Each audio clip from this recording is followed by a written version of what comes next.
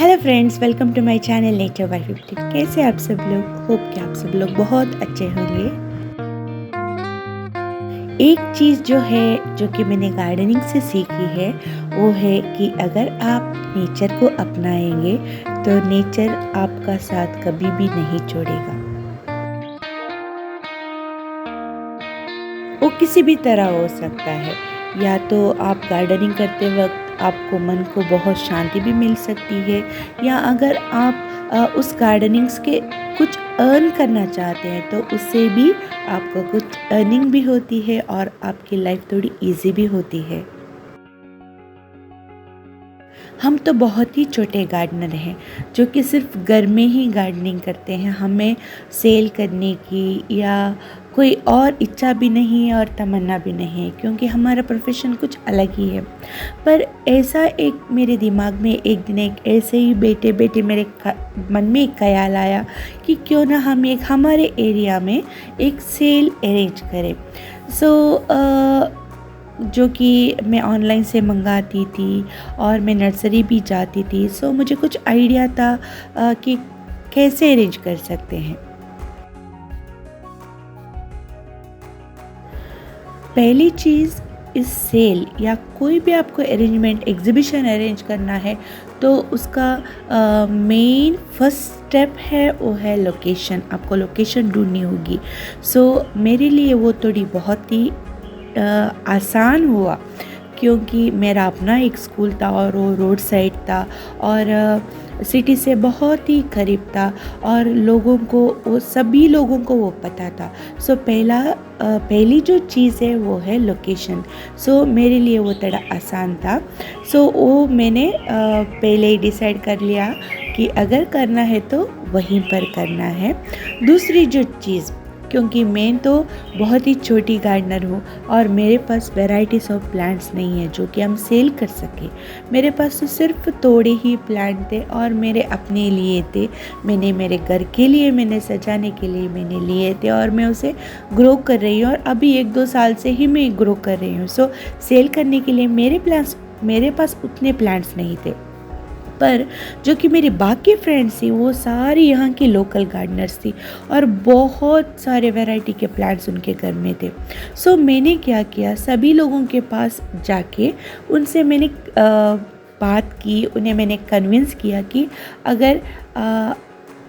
अगर आप एक वैरायटी की 25 प्लांट्स हमें देंगे तो ये बहुत ही अच्छा होगा, क्योंकि एक ही वैरायटी का एक ही इंसान ग्रो करेंगे तो बहुत ही आसानी भी होगी, हमें भी मेंटेन करने के लिए आसान होगा।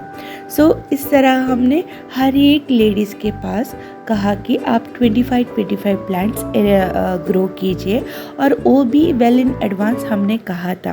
पर कुछ लोगों से वो नहीं हो पाया उतना जल्दी। उन्होंने थोड़ा टाइम लिया डिसाइड करने के लिए। कुछ लोगों ने वो किया और उनके प्लांट्स बहुत ही हेल्दी भी दिखे। इस तरह हमने अलग अलग गार्डनर के साथ मिलकर वो बात की और अलग अलग गार्डनर को एक एक तरह की प्लांट हमने ग्रो करने के लिए कहा, जो कि ये सेकेंड स्टेप है। और थर्ड स्टेप जो है वो है कि आपका प्लांट कैसे दिखता है। प्लांट ना हमेशा हेल्दी दिखना होगा, क्योंकि हम नर्सरी वाले तो हम नहीं हैं, हम घर में ही प्लांट्स ग्रो करते हैं। अगर आप सेल करना चाहते हैं और किसी को आपके प्लांट्स देना चाहते हैं तो आपको देते वक्त कस्टमर को वो प्लांट थोड़ा अच्छा दिखना चाहिए।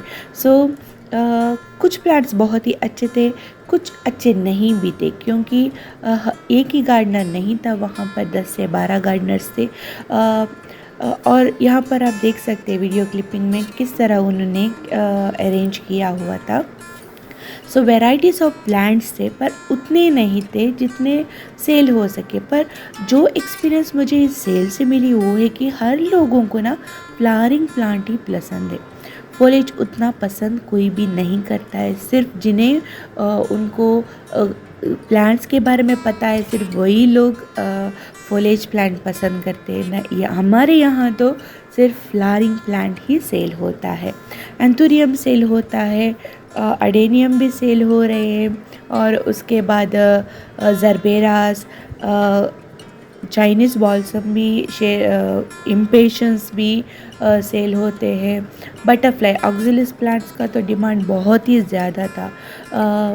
और इसी तरह और बाकी जो प्लांट थे वो सेकेंड प्रायोरिटी में आते हैं। फॉलेज प्लांट्स बेगोनिया भी सेल हो रहे थे और सिंगोनियम भी सेल हो रहे थे। और दूसरी जो चीज़ थी कि आप उसमें पॉट में उस प्लांट को लगाते हैं ग्रो बैग में। पॉट में थोड़ा आपको कॉस्टली लगेगा तो आप ग्रो बैग में भी लगा सकते हैं, पर 2 महीने के पहले आपको उसे प्लांट करना होगा। और तीसरी जो चीज़ उसकी रेट रीज़नेबल रहनी चाहिए, क्योंकि नर्सरी में जैसे बिकता है वैसे तो हम उसे ग्रो नहीं करते हैं और सिर्फ हमारे प्लांट है तो वहाँ से कुछ कम रेट में उसे हमें सेल करना चाहिए, तो ज़्यादा लोग उसे पसंद करते हैं। उतना ही नहीं, मेरी कुछ पॉट्स करती थी लेडीज़, उन्हें मैंने अप्रोच किया तो उन्होंने कुछ पॉट्स हैंडमेड पॉट सीमेंट के उन्होंने करके हमें दे दिए। सो उन्हें भी कुछ वहाँ से सेल हो गए।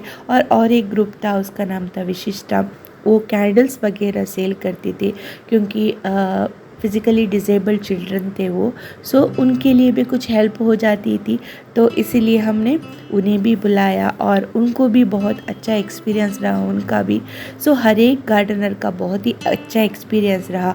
ये सारे जो क्लिपिंग्स हैं हमारे सेल के ही हैं। सो ऑलमोस्ट हम 14 लेडीज़ ने ये जो प्लांट सेल और कम एग्जीबिशन छोटे अमाउंट में जो हमने किया था वो बहुत ही सक्सेसफुल रहा। And I am really very happy, क्योंकि हमारा कुछ भी एक्सपेक्टेशन नहीं था, हमने +0 एक्सपेक्टेशन रखा था। अगर जाएंगे तो जाएंगे, प्लांट्स सेल हो जाएंगे, वरना हम घर लेके आके वापस घर में सजाएंगे, पर ऐसा कुछ भी नहीं होगा।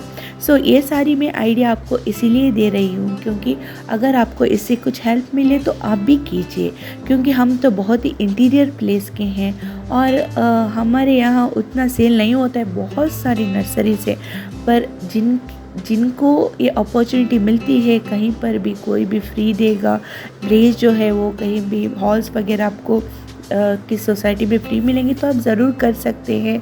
ऑनलाइन भी कर सकते हैं, हम ऑनलाइन के लिए हम नहीं जा रहे हैं, बस जो हमारे घर में प्लांट्स है वही हमने ये सारे इकट्ठा करके सेल के लिए रखे थे और सेल भी हो गए।